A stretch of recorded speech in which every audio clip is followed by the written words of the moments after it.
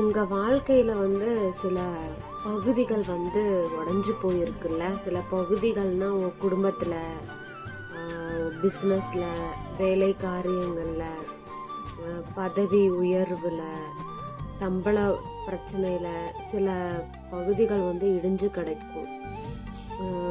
உங்களால் ஒன்றும் பண்ண முடியாமல் இருந்திருக்கும் அந்த சமயத்தில்.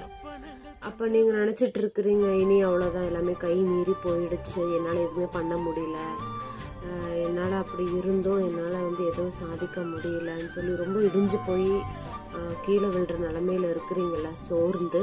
எரேமியா 31வது அதிகாரம் 4வது வசனத்துல மறுபடியும் உன்னை கட்டுவிப்பேன், நீ கட்டப்படுவாய்ன்னு சொல்லியிருக்கு.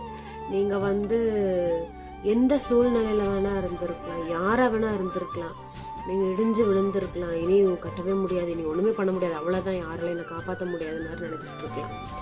ஆண்டவர் சொல்றாரு, உங்களை நீங்க எந்த இடத்துல இருந்தாலும் அந்த இடத்துல இருந்து உங்களை புதுப்பித்து உங்களை கட்டி எழுப்ப அவரால் முடியும்.